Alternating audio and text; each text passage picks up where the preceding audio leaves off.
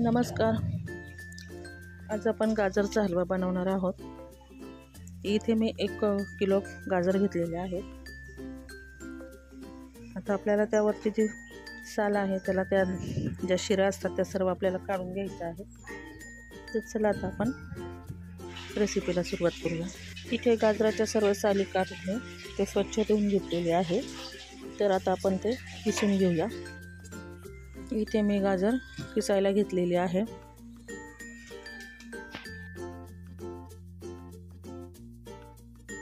अशा प्रकारे आपण आता गाजर किसून घेत आहोत. इथे मी 5-6 वेलदोडे घेतलेले आहेत. ते आता मी असे सोलून आणि कुटून घेत आहेत.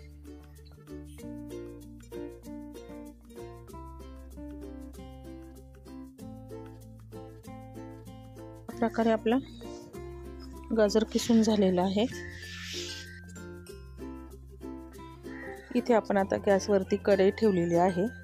त्यामध्ये मी आता 2 चमचे तूप टाकत आहे. तूप टाकून घेतलेलं आहे. आता त्यामध्ये आता गाजर टाकून देणार आहोत. गाजर चांगलं परतून घ्यायचं आहे आपल्याला कोरडं होईपर्यंत. गाजर टाकून देत आहे मी आता. हे बघा, आता गाजर मी टाकून दिलेलं आहे. उलटणीने चांगलं असं खाली वरती करून फ्राय करत राहायचं आहे. ते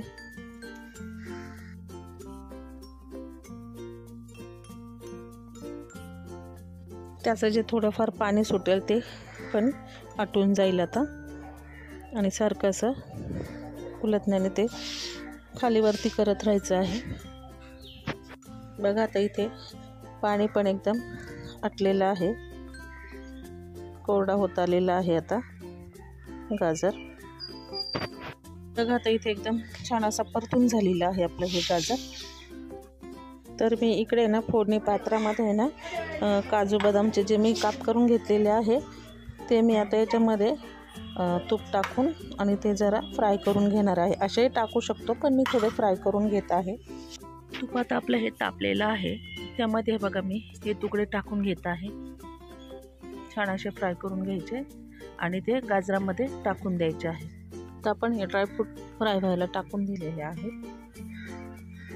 आता चमच्याने मी ते जरा हलवून घेते. लालसर असे फ्राय करून घ्यायचे आहेत. ते मी आता हे ड्रायफ्रूट फ्राय करून घेतलेले आहेत. आता ते मी कढईमध्ये टाकून देते गाजराच्या आणि परत एकदा चांगलं परतून घ्यायचं. हे बघा, आता मी गाजरामध्ये टाकून दिलेलं आहे.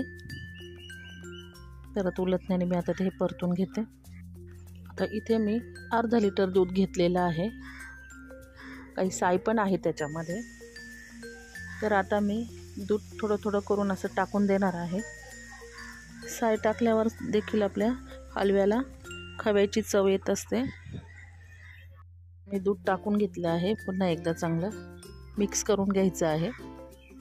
दूध पण आता चांगलं आटलं गेलेलं आहे. गाजर पण आपलं शिजलं जात आहे चांगलं. आता यात आपण परत दूध टाकून घेणार आहोत. इथे मी 2-3 मिनिटासाठी झाकण ठेवून घेत आहे. झाकण ठेवलं की अजून तो चांगला शिजला जाईल. तसं तर गाजर पटकनच शिजलं जातं. बघा, आता आपले 2-3 मिनटं झालेली आहे. तर मी झाकण काढून बघते. गाजर शिजलेलं आहे. थोडं आटायचं बाकी आहे अजून. तर इथे आपण काय करणार आहोत की आता आपल्याला साखर टाकून द्यायची आहे. मी आता साखर टाकत आहे. 3 ते 4 मी वाट्या साखर टाकून देत आहे. मी 4 वाट्या साखर टाकून दिलेली आहे. गाजराचा हलवा हा गोडच हवा तरच ती खायला मजा. आता साखर टाकल्यामुळे हलव्याला अजून पाणी सुटेल. कसं असं पाणी सुटलेलं आहे. आता परत एकदा मिक्स करून घ्या. इथे आता कमी झालेलं आहे, जरा आटून गेलं आहे पाणी. पण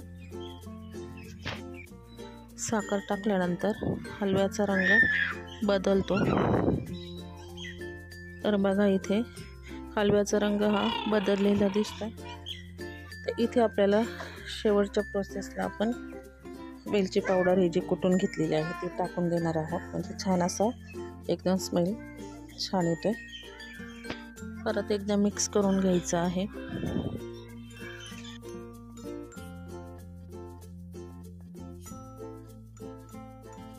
एकदम छान असा शिजलेला आहे.